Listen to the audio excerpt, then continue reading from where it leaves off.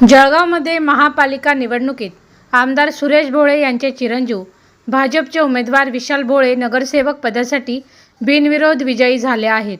प्रभाग 7 क मधून 3 अपक्ष उमेदवार व शिवसेना ठाकरे गटाच्या उमेदवारांनी माघार घेतल्याने भाजपचे विशाल भोळे बिनविरोध झाले आहे। विशाल भोळे हे पहिल्यांदाच निवडणूक लढवत आहेत आणि पहिल्याच निवडणुकीत ते बिनविरोध झाले आहेत। नेत्यांचे आभार मानण्यासह विकासाचा अजेंडा विशाल भोळे यांनी बोलून दाखवला आहे। विशाल भोळे यांच्यासाठी त्यांच्या मातोश्री सीमा भोळे यांनी निवडणुकीतून माघार घेतली आहे।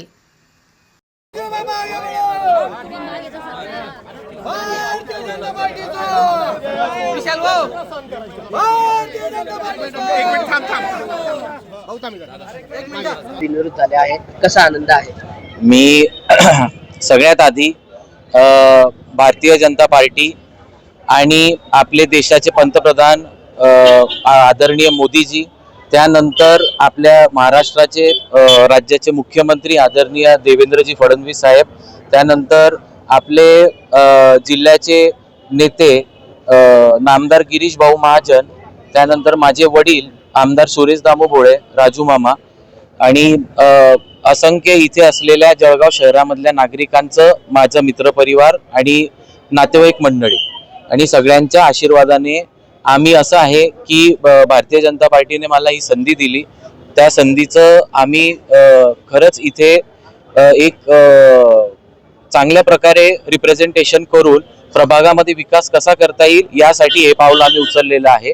आणि सोबतच की महापालिकेमधल्या येणारे काही नियमावली, पुढे येणारं काही डेव्हलपमेंट, शहराच्या एका वाढत्या शहराच्या दृष्टिकोनातून एक चांगलं जळगाव शहराच्या नागरिकांना एक चांगलं जळगाव आम्हाला द्यायचं आहे भारतीय जनता पार्टीला, माझ्या वडिलांना आणि सोबत नामदार गिरीश भाऊंना सुद्धा।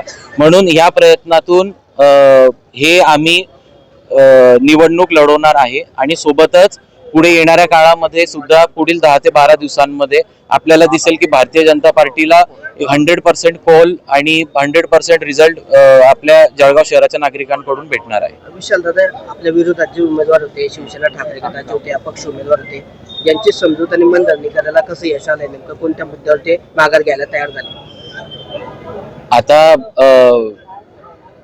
पहिली गोष्ट तर की जे उमेदवार होते, काही स्थानिक लोक होते, स्थानिक लोकांना आपण तिथल्या एरिया मधल्या माझ्याच, तर त्यांना आपण सोबत घेऊन एक चांगल्या प्रकारे सोबत चांगलं काम करता येईल या दृष्टिकोनातून विश्वासामध्ये घेऊनच आपण हे काम केलेलं आहे आणि त्यांनी सुद्धा आपल्याला साथ दिलेली आहे आणि त्यासाठी मी त्यांचा खूप खूप आभारी आहे।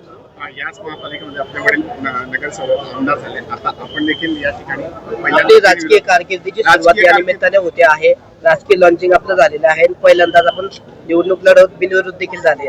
हे सगळं श्रेय भारतीय जनता पार्टीला आणि माझ्या वडिलांच्या कार्याला जातं, कारण त्यांची लोकप्रियता आणि सोबत त्यांचं असलेलं काम या निमित्ताने ही संधी जी मला देण्यात आली त्या संधीमुळे हे सगळं घडून आलं आणि याबद्दल मी खूप खूप आभार व्यक्त करतो माझ्या वडिलांचा आणि भारतीय जनता पार्टीचा आणि सोबतच माझ्या आईचा सुद्धा, की आई आधी नगरसेविका होती आणि आईने सॅक्रिफाईस करून म्हणजे आई मागे थांबलेली आहे आणि आईच्या ऐवजी मी आलेलो आहे प्रभागामध्ये। विरोधकांकडून आपल्याकडे आरोप केला जातो घराणीशाही चाललेली आहे, असं देखील विरोधकांना आरोप केला जातो। आता मी याला एक प्रामाणिक उत्तर देऊ इच्छितो की सोबत आई नगरसेविका होती तेव्हा मी पॉलिटिक्स मध्ये नाही होतो, राजकारणामध्ये नाही होतो।